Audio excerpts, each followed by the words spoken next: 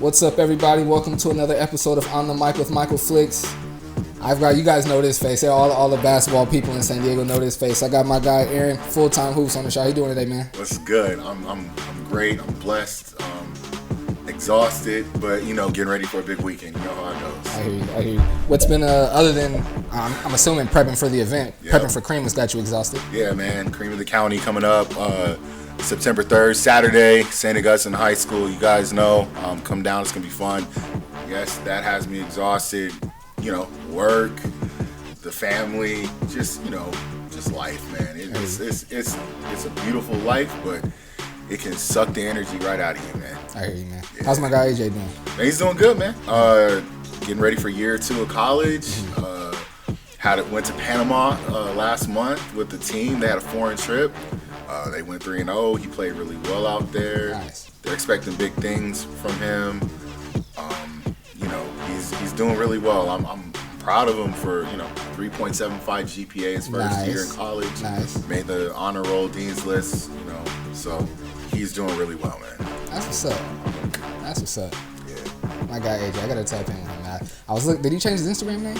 Yeah, it's like AJJ Bergen now. I was about to say I was looking for it and I couldn't find him for whatever reason, but I gotta tap in with him. I gotta tap in with him. Let's talk more about you though, man. We're gonna talk about Creme in a minute, but just outside of you prepping for Creme, what's some of the other things that you've kind of been into lately? Well, even if it's not basketball. Oh yeah. I'm kind of like in the middle of this transition of being a full-time basketball dad to being a full-time dance dad. Okay. AJ's younger sister Samantha, she's been dancing for years, but it's starting to ramp up a little bit. She's on a team, Supremacy Dance Fam, who made it to the World Championships of Hip Hop International, HHI Worlds. And that's a big deal. Yeah, bro. They were bronze medalists in nationals, qualified for worlds, and finished 6th out of like 50. I can't remember how many. It was a lot of dance teams. And when I mean world championships, I mean every continent short of Alaska was represented. It was beautiful. So they finished 6th. She did really well. It was an eye-opening experience for me because I'm so used to just like basketball. The last couple months, just going to these big dance competitions and watching how they prepare, watching the time that they put in away from the studio, the camaraderie that they develop during these trips. I mean, it's awesome. I mean, it's kind of like them AAU trips to Vegas, except like nobody's over 5'11". It was cool. It was cool. And then of course, like the day we got back, I tested positive for COVID. Oh man. Yeah. Just you or the whole fam? So it was crazy. So like before we went, the end of July, Susie, my wife, she had COVID, and so she was down for like a week, and she wasn't feeling great, but she got better. And then like that next week, we were getting ready to go, and then from the 6th to the 13th, we were in Arizona, and then that Sunday, we're driving back, and I was just like, yeah. I've been yelling the whole week, so I was assuming that my throat was sore because I just been yelling and I had lost my voice. But out of abundance of caution, knowing that AJ was going to be like at home waiting for us when we got back because he was in town for a couple of weeks, I like hopped in the house, locked the door, the room, took a COVID test, came up positive. I'm like, are you for real? Are you serious? Yeah. So then like I was down for like 3 or 4 days, started feeling better. Got out of isolation that Saturday, and then that weekend we had Nick Herman's funeral and then Nick Herman's celebration of life, and so AJ and me and the family, we went and attended those, and then we saw him off. He went home that Sunday, I think it was the 21st, and then from here on out it's just been like Creme of the County, crazy parents, Creme of the County, crazy parents. I hear you. He said crazy parents. I almost slipped right over my head. I almost didn't catch that. He said crazy parents. Real quick, not to get too deep on it. How are you with the death of Nick Herman and everything? Because I know you're pretty close to him and his family. How are you with dealing with all that? I mean, it's tough. It's real tough. We were on our way. We had just left the house to Arizona when I got the text that he had passed. And I mean, I was just, I knew it was coming. I knew like it was imminent. We had known for like a few weeks that he was in really bad shape. He was back in the ICU. Doctors weren't very positive about his prognosis, but it's just like knowing that it's happened. It just kind of took the wind out of my sails. Mm-hmm. And I think like most of that week I was in Arizona with my daughter. It was great to watch her perform because it was able to help me take my mind Mm-hmm. off of him passing. But when I got home and then I was in isolation, alone with my thoughts, Right. it was like that's when I Right. started really reflecting on it, and that's when it really hit me. It's just like, this kid's 20 years old, whole life ahead of him, Mm-hmm. and I'm just thinking about like how inspirational he was while he was here, Mm-hmm. and just how big of a void it leaves for just like everybody that he's impacted and touched, and Absolutely. and that's a kid I've known since he was like 10 years old, Mm-hmm. and I wouldn't say I'm like, I'm not like the Dudley family who's really close to him. He was a guy that I always kept my eye on because I knew he could hoop.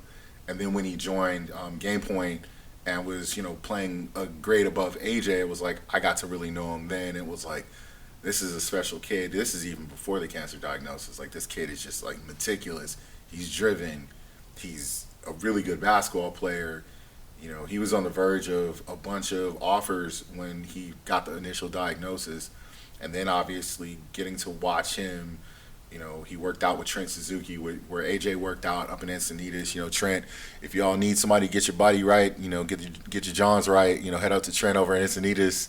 He does good work. Absolutely. So, we got to watch him firsthand, just build his body back from the first bout.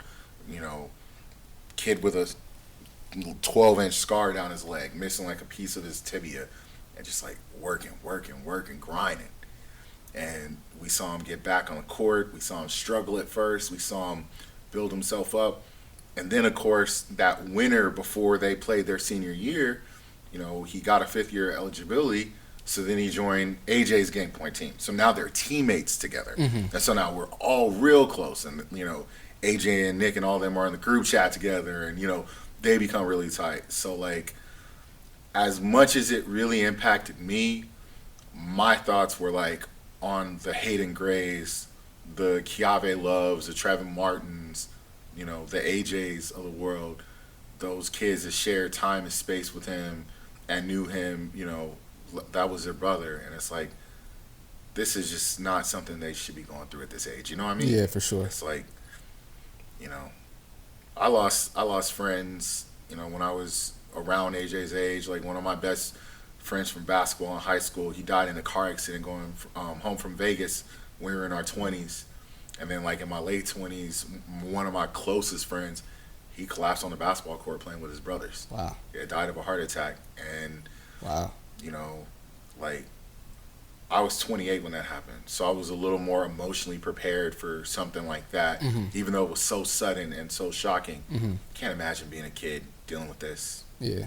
Yeah, not at all. So, Not at all. yeah, man. I know it had to be tough. I mean, obviously any death, any loss of life is tough. But I knew it had to be tough for, the community and especially the people close to him just because of how, like, big of a light he was for so many people, you know what I mean? I actually, and we'll get off this in a minute, but I actually got the news because it happened on a Saturday, correct? Yeah. It was on a Friday. Okay, Friday. so I didn't find out until Saturday afternoon. I was actually at the Swish. I had just got to the Swish. I had just sat down, started pulling my camera out, and I scrolled Instagram, and I think I seen it was either your post or Otto Landrum's post. Yeah. And I saw it, and I had seen already that he was, but I didn't know the severity of it. Nobody. I knew that he was in the hospital, but I didn't know the severity of it. Yeah. So then I look and I see it, and even the post didn't even say like definitively, but it was almost like alluded to it, if I remember it correctly. Yep. And I was sitting next to Anjay Cortez, sitting next to him, and I was like, "Hey, bro," because I wasn't sure. I'm like, "Hey, bro, do you know Nick Herman?" He was like, he was like the kid from Torrey Pines. I'm like, "Yeah." I'm like, "Did he pass away, bro?" He's like, "I don't know. I've been seeing people post about him, but I don't know." And like, I just got the chills. Like, I'm like, hold on. And then I checked, and I think it was either your post that I seen first, and I went to Otto's post, or vice versa, to confirm it. And I was like, oh no, he did pass. And like I said, I've only spoken to Nick maybe 3 times. Like, I wasn't close to him or his family or anything like that. But just, like I said, knowing his story, the inspiration that he provided to so many people, and just knowing how much of a fighter he was, like, I had to go outside and, like, take a minute and collect myself and finish Creme before I could come back in and work, man. It was really tough. It was really tough. So my thoughts and prayers are still with everyone that's still having a hard time with that. For sure. My heart is with you, absolutely. Man, absolutely. Let's change the subject. Let's get to Creme, man. Some of the fun stuff. For sure. The fun thing. I kind of feel like Creme of the County is essentially like All-Star Weekend for San Diego, man. Even though it's not during the season, I feel like Creme of the County that Saturday is like All-Star Weekend for San Diego. It's our party, you know what I mean? It's like it's our opportunity to, you know, showcase what we have to, you know, to the whole city. Like, we bring the city out. And it's a fun day. I mean, it's a long day. Like, if you're like, you know, working or, you know, part of the, you know, planning and the staff, it's like, it's an exhausting day. I mean, Sunday you won't see me. I'll be wrapped up. I'll be in traction on Sunday. But it's like seeing all the players, the coaches, the parents, you know, everybody just converge on the gym, and, you know, there's no beefing.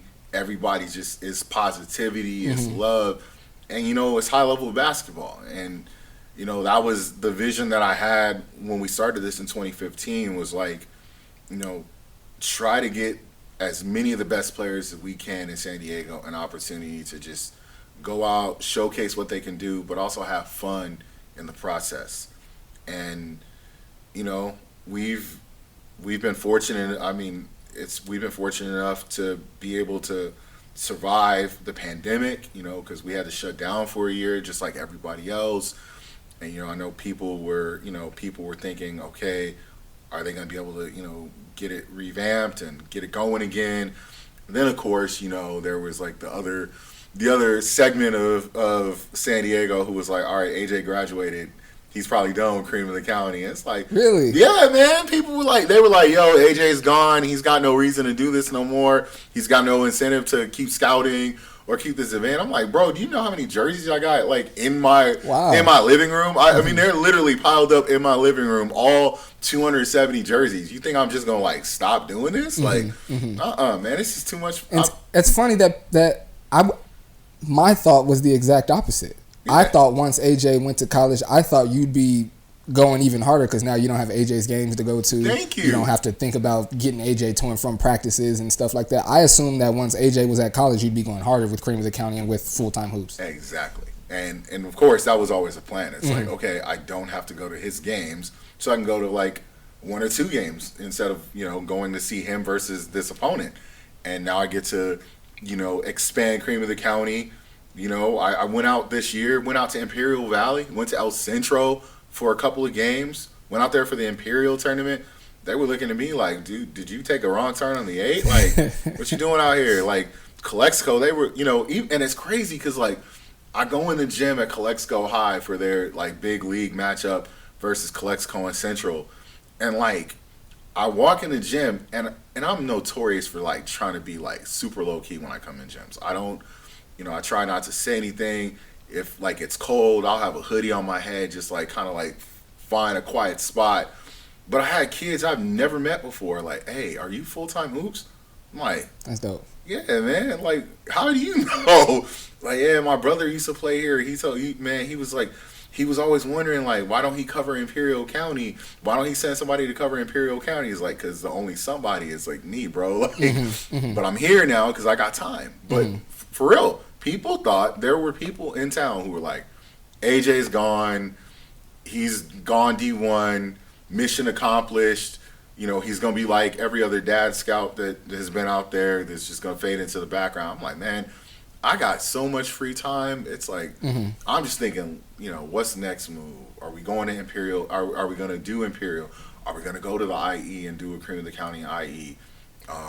Stay tuned. I mean, are we going to expand the roster of events, you know, not to the point where it gets watered down, but so there's opportunities for different levels of kids, like the lower level kids who can't make the Creme, like, what do we do for them?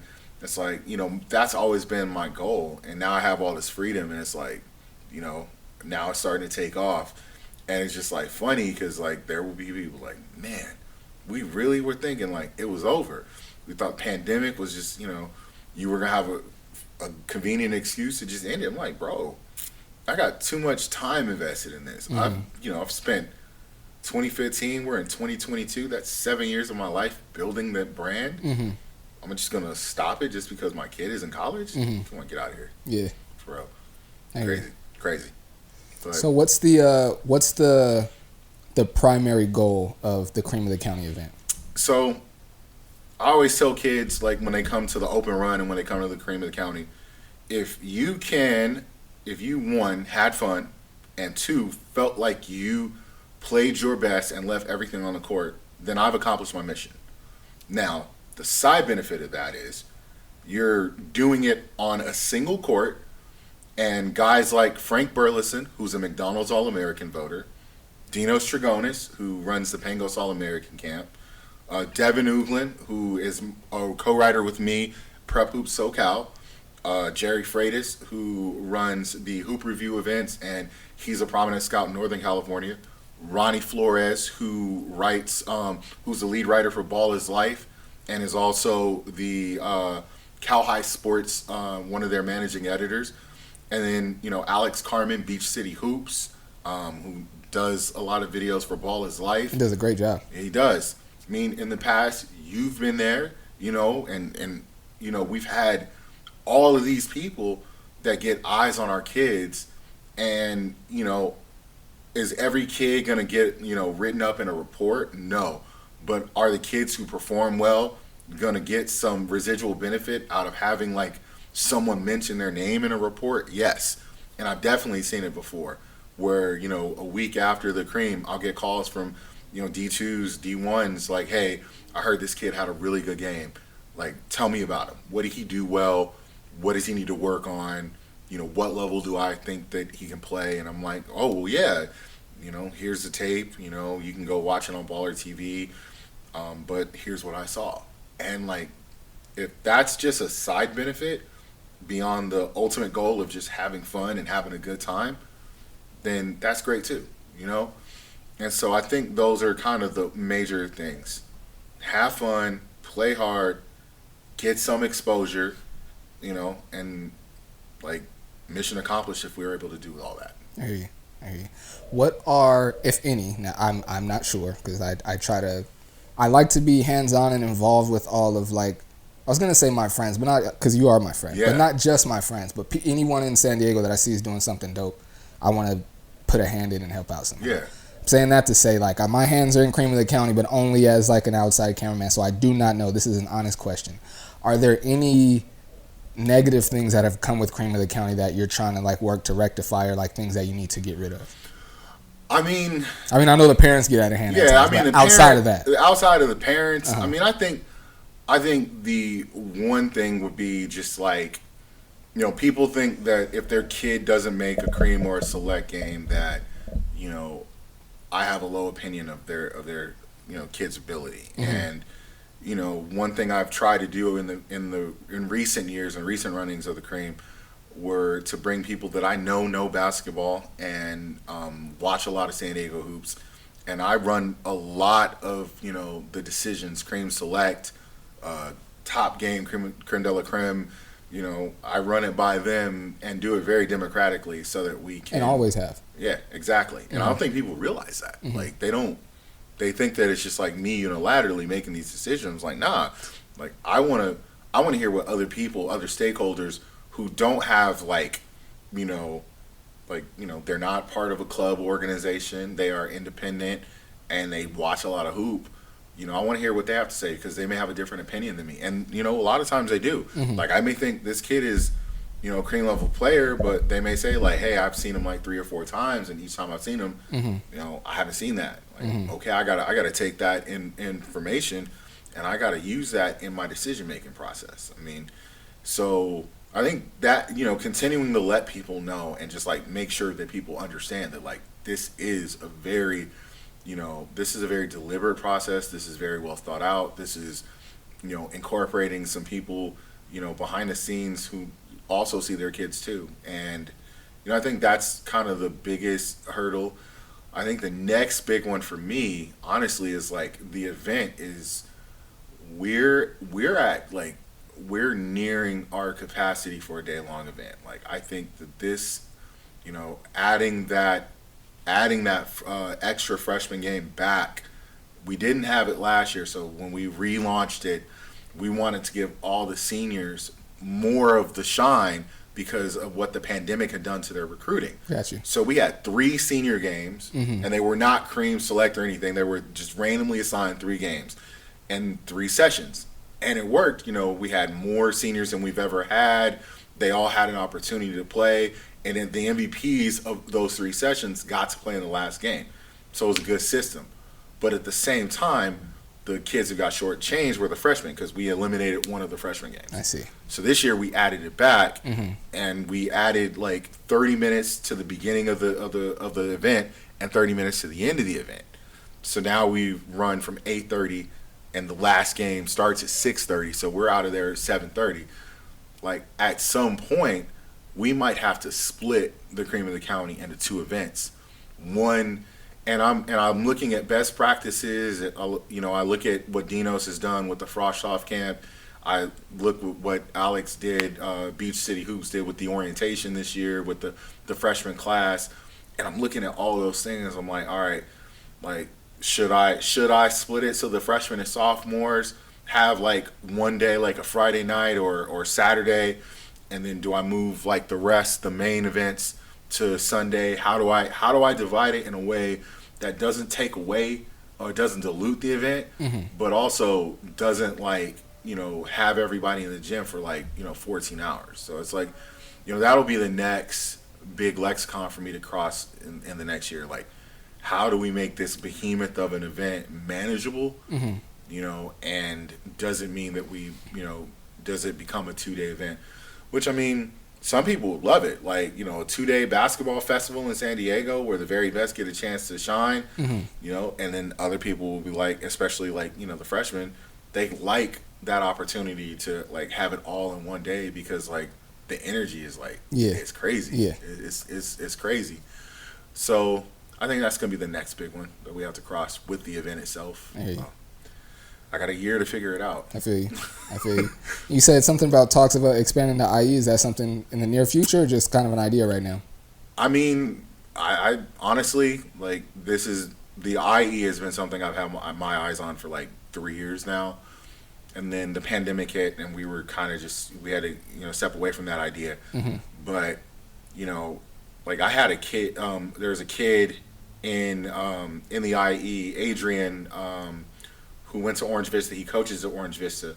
While we were doing the open run, he tweeted out the IE needs something Creme County's open run out here. And, I responded back with the 2 eyes, there's definitely an opportunity to bring the brand out there. It's just about making sure that I'm networking with all of the stakeholders in that area. I don't want to come in like some hostile takeover where it's just the San Diego dude comes up to IE and just tries to barge his way in. It's no, I want to make sure that I'm working with the Magic, I'm working with IEBP, I'm working with Team Determined, I'm working with the Temecula Game Point program. The Team Keenan Allen is up there now. I want to make sure I bring all of them to the table. And I need to find a place central so that all of them can get there. If I have it in Temecula, nobody from San Bernardino is going to take that 2-hour drive down to Temecula. So, I'm talking to some folks trying to get a central location. By central, Moval, Corona, Norco, somewhere in that right around the 1591 complex. So that it's a manageable drive for everybody. And, like I said, just making sure that, every really good player in that area knows what I'm doing. Can I pull it off during the fall? I'm not sure. But, I will pull it off within a year. It's going to happen. And, the other one is Imperial County. They're part of our CIF. I think people don't realize that until playoff time when they read a bracket and like, you telling me I got to go to Calipatria for a game, or like y'all sending me to Palo Verde Valley? Like, they're part of our section, so it's like, and there's talent out there. Meaning, I remember like 8-9 years ago, there was this one basketball player who was pretty good at Imperial High School, but they were like, yeah, he's good at basketball, but you should see him on the football field, man. This kid is a monster. That was Royce Freeman. Royce Freeman went to Oregon. Now he's in the league. Like he's a footballer. He's a baller. There are guys out there right now. Jared Martin at Central High School. David Soriano at Imperial High. Jared Nixon at Imperial High. Pancho Perez Tejada at Vincent Memorial. Andres Suarez at Calexico High. Like, if these guys were in San Diego, they would be household names. They can go. But it's like, there's nothing for them really out there either. There's one club team. If they really want to get exposure, they either got to drive all the way over the 8, which is not like the most comfortable drive to make, or they got to go out to Yuma. Yuma. Yeah. So, like, why not be able to set up shop, in town, in Imperial, find a good gym, bring everybody from up north, the Brawleys, the Cowpats, the Salton Sea area, the Palo Verde guys. And, yeah, the Yuma guys can come, too, because, they're part of that area, too. And just, set that up, too. So I was close to pulling it off in the spring, but logistically, we had the other big event in our family with the death of my sister-in-law. Rest in peace. Thank you. Like, that was tough, and it continues to be tough. So, like, I had to, fall back on that. But, like, again, that's something that, like, is going to happen, I'm glad you brought that up, bro. I feel like I owe you an apology with that. I feel like I was hitting your phone way too much while you were dealing with that. And it was, like, certain things I was trying to do. And I remember, like, at first I didn't know. At first I honestly and truly didn't know. And then you told me, you was like, oh, we're dealing with this right now. I was like, oh, dang, my bad. I'll take a step back. And then I think it slipped my mind, or maybe I thought it would be a better time to reach out again, and then I tried again. You're like, yeah, we're still dealing with this. I was like, damn, my bad. So I feel like I owe you an apology, bro. No, you're good, man. I apologize, fam. Bro, I definitely was not trying to overstep, not at all. I mean, it was, if Knicks was like a punch to my gut, like that one was like a knockout blow for the entire family. I'm sure. I mean, it went on for like 10 months. I mean, this was, we found out the diagnosis was early fall of 2021, and by that time it was already super advanced, and then it was just like, praying for miracles, and it just got worse, and then, Wendy passed away on my 40th birthday. Oh, man. And so it was like, it had AJ flew back in from Idaho. We had the whole family for the funeral, and it's like, honestly, that's a wound that hasn't really closed, and now it's like you're trying to get back to normal, and then Nick's death happens, and it's like, it's tough, man. It's tough, but like, you owe me no apology. Nobody owes me an apology, because like, as an adult, I got to be able to manage grief while also maintaining, and so I'm glad I'm back kind of in the land of the living a little bit, being around everybody, planning for the Creme. It's allowed me to kind of escape the heaviness, the weight of it, and again, just focus on, doing something positive for the community. I hear you. Yeah. I hear you. I will take this opportunity to say, man, this is a good chance to say that, like, you just never know what people are dealing with, man. Like, everybody's got something going on. Right. Not necessarily a loss of life or like a death in the family, but just everybody's got something that they're dealing with. So yeah, it's just a shout out to everybody, man. Just not necessarily like tiptoe with people, but just be gentle in your approach sometimes, because everybody's dealing with something. Yeah, I mean, and you never know. Yeah, it's exactly. Like, exactly. Some people can put on a smiley face and just go on with life, and it's like, you would never know, but there are other people. It's just like, you got to be cognizant always. Yeah. And I always try to do that too, because I know, like, especially with like planning for the Creme in the county, if a kid doesn't respond, it's like, I don't want to come full weapons hot. Like, why haven't you, signed up? What's going on? It's like, I know 9 times out of 10, there's a reason,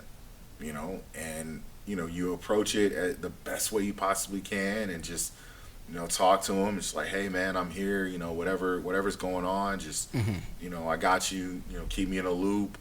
Hopefully everything's going on well in life. And it's like, it's the only way I know how to really approach it, because you can piss off a lot of people the other way, bro. For sure. And you and me, we've always been about building bridges. Absolutely. That's the thing I love about you, man. It's like, I literally have never seen you burn a bridge, and I try my best not to. You know what I'm saying? Mm-hmm. And it's like, I think that like we all need to be in the business of building bridges versus burning them. Absolutely. Even if things don't go right, what I mean? Even if something, you want to do something and it falls apart, if you can leave amicably on good terms. Absolutely. That's life. Yeah, man. we don't have to be friends. We don't have to get along, but we can definitely be cordial. Exactly. Absolutely. Amen. Absolutely. I'm gonna switch gears a little bit. Something when you were naming off all the different schools and kids, it triggered me to something I definitely wanted to speak about. Okay. Your memory is impeccable, bro. Where does that come from? Because we'll be not just today, but just like anytime we'll be talking about something. You'll be like, oh yeah, man, back in 2008, this kid that played for RBV, James so-and-so, he had this many points on Friday, September. I'm like, bro, that's like ESPN, like LeBron's the first player on a Tuesday night. How do you remember that? Like, what is that? How is your memory so sharp? Bro, as I've gotten older, there are times where like I'll have to double think about something. Like, do I have the right date, time? But I've always been blessed or cursed with like a really good long-term memory. Like my mom randomly calls me like, hey, do you remember the name of this person that was in our congregation back like when you was 6 years old? You know like, her. You know her. Yeah, of course. And it's like, or my sisters will call me about music, like, hey, what was the name of this artist who came out with this song? I'm like, oh, you mean this song came out this year? It was like, number one on the Billboard charts for like 2 weeks. I just have like, it's been something like I've had my whole life. Like I can recall, just about any like little detail. And, sometimes it's great. Other times like, I don't want to remember that. Right, I hear you. I'll have people like come up to me and like, hey man, how you been, bud? Like, yeah, the last time we talked, bro, like it wasn't friendly, bro. Like, you remember that? Like, yeah, bro. Like, of course I do. Like, it's like, that was 17 years ago. Like, I've been seeing you in 17 years, man. But it's like, it helps obviously just to be able to have institutional memory about the sport, and it's allowed me at least over the last 15 years that we've been in San Diego, that I've been watching hoop. Like, I'll remember a name. I'll remember where I saw them. I remember like randomly one time we had just moved to San Diego in about 2008. I was at a McDonald's, or 2007. I was at a McDonald's in downtown off of Park and 12th. I see this big tall kid, ordering McDonald's, and I'm like, man, hey, what grade are you in? I'm a sophomore. I'm like, oh, for real? Like, you go to the city college? He's like, oh no, I'm a sophomore, high school. I'm like, you're like 6'11", man. He's like, yeah, man. I'm like, what's your name? Jeremy Tyler. I'm like, okay. I've never heard it, hey, nice to meet you, Jeremy Tyler. So then, of course, I started looking up like, oh, he's like top 5 player in America. Like, wow. He goes to San Diego High? Like, wow. Like, what? Yeah. And it's like, I remember like seeing him. I was like, hey, I saw him at the Dudley camp a couple years back, like 7, 8 years ago. It's like, hey, man, I don't know if you remember this, but like, we was in a line at McDonald's like 2007. He was like, oh yeah, I do remember that. You thought I was a sophomore in college. I was like, yes. And it's like, I love it when like someone else can match that memory too, because it's like, it's at least we have that shared memory. 9 times out of 10 doesn't happen that way. I'm like, that usually happens for me too, bro. Like my long term memory is good. Like I can recall things from when I was like 3. My mom be like, how do you even remember that? But like my short term memory, like there are people that I've met. I'm quite sure there's people that I met just at the Swish over the summer. And if they were to walk in here right now, they'd be like, oh, what's up, Flix? And I'd be like, Yeah. And you know what? That's starting to happen to me more and more as like my show grows and then like I gain more followers and just like kind of my brand grows. It happens to me at least once. I don't want to say once in every gym that I go to, but almost every gym that I go to, somebody be like, "Oh, hey, what's up, Flix?" And I had a really, really bad experience where like a dude was talking to me for like 10 minutes straight. I hate. And this dude gave me a hug like we were cousins, bro. Gave me, "Oh, what's up, bro? How you doing?" We're talking, I felt, but I couldn't remember his name. That's the most uncomfortable thing. And since that happened, I don't do that. And after I was like, "Remind me your name again, bro," and tell me why his name was Michael. He's like, "Bro, Michael," and he looking at me like, "How do you not?" And I could tell he was offended that I didn't remember him. Yeah. So now when people come up to me and they know exactly who I am and I'm not sure who they are, I just go with it. I'll be like, yeah, everything's good, da da da da. And then like when they leave, I'll try to like pull up their page. But then it also happens to where like if you follow me and I look at your profile and it seems like you're an athlete or at the very least about positivity, I'm gonna follow you back. So I don't know a lot of the people that I follow, but they get a chance to know me because I'm talking in my interviews and you know what I'm saying. So I'm a relatable guy, but I don't know exactly who you are because I don't. You know what I'm saying? It puts me in awkward situations all the time. I have that happen too, man. Short term, where you're just like you meet so many people and some slip through the cracks. Mm-hmm.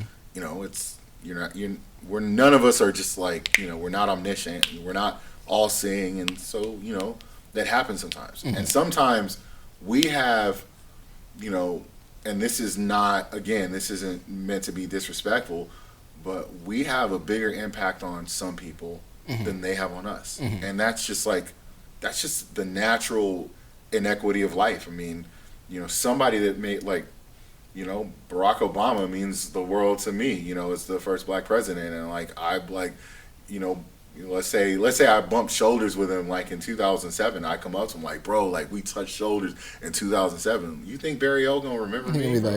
Okay, bro. Okay, man. Like whatever you say, for sure. Yeah. It's like so, and that happens to us too. It's like we're notable personalities in town, and people will follow our work, and we may not necessarily have that opportunity to follow them. Mm-hmm. But once we get to know them, and we see them, often. Of course, then we remember them. But like those chance encounters, sometimes I know exactly that uncomfortable feeling where you just gotta go with it, go with it, go with it, go with it. All right, man. I'll holler at you later. Mm-hmm. Let me look at his Instagram. Oh, okay, got you. And also, if and I don't want to say if and when, because I'm sure it's gonna continue to happen.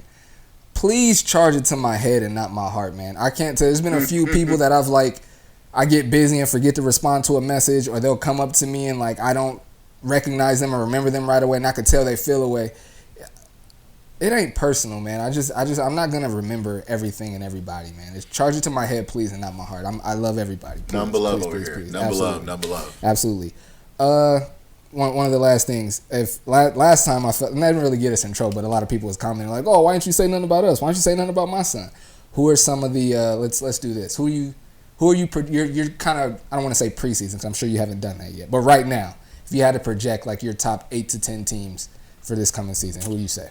Well, number one by a pretty wide margin right now, I would say it would be St. Augustine. I mean, you bring back your entire starting five from the Open Division Championship team. They're going to be the odds-on favorites. And they did, and everything they did in June totally validated that. I mean, they went to Section 7, they were in the top bracket in Section 7, which included that team that had Caden and Cameron Boozer's, so Carlos Boozer's kids, Columbus. It had, let me see who else, Corner Canyon, which is like a top 3 team in Utah. I mean, that field, in fact, I'm going to pull up my phone just to make sure that I've got all those teams correct. Again, ladies and gentlemen, bear with me. I'll take your time. Yeah, so Section 7, pulling up the high school boys divisions and pulling up the brackets. So they were in,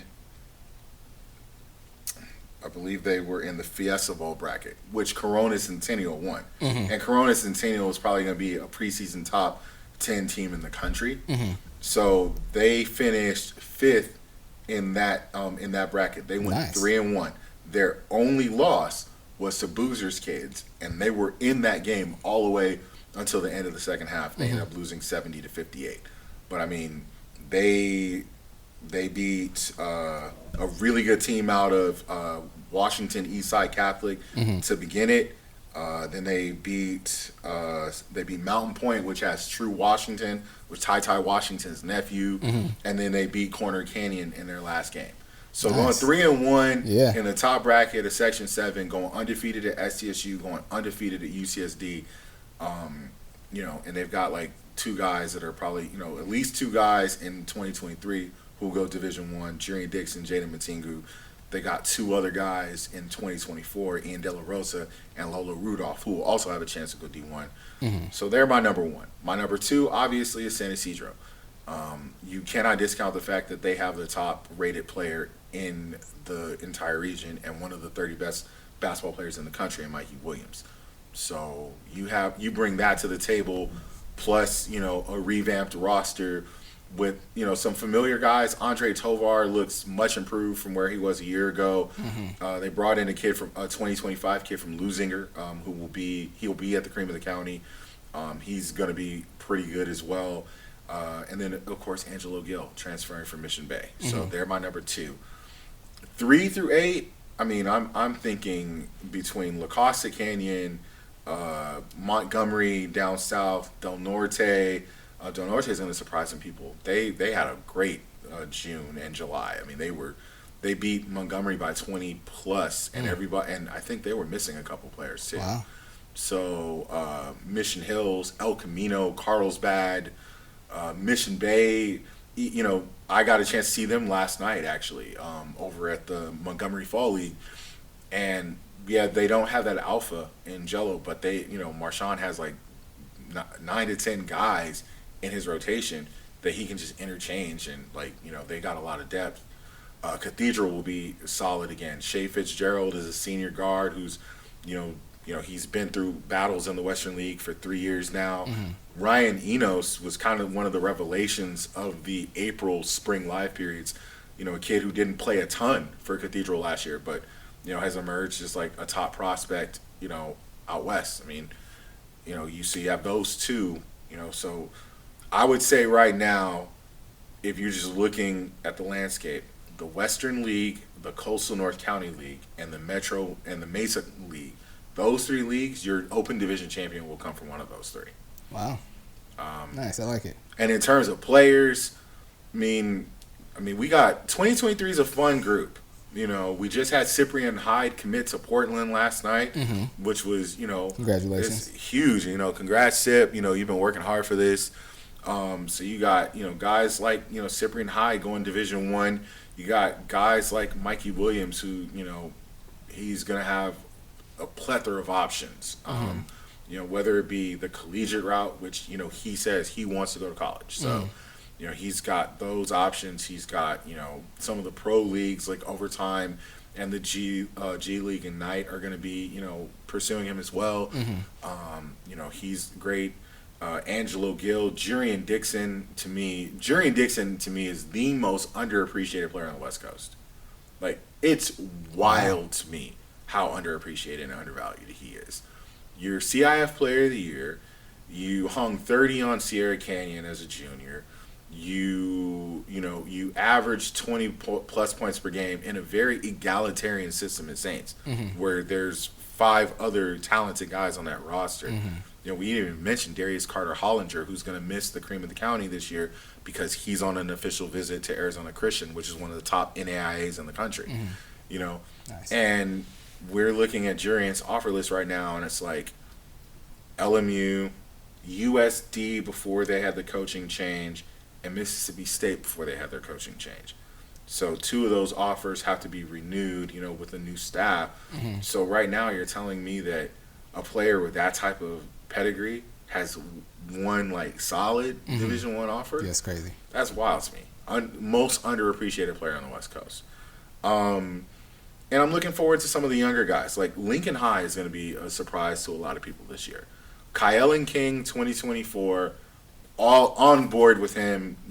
I think he's, again, because it's Lincoln and because, they played together. They played their club season together as a high school team. So like they didn't, he didn't play on a big name club, but like that kid is flat out one of the best athletes in the entire like Southern California region.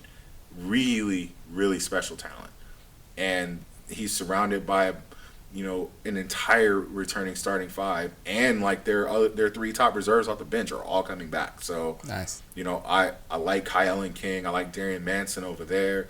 Montgomery has their three freshmen who were huge this year: JJ Sanchez, Alex Sanchez, and Zaire Mendez. JJ, they all played for the South Bay Show during club season.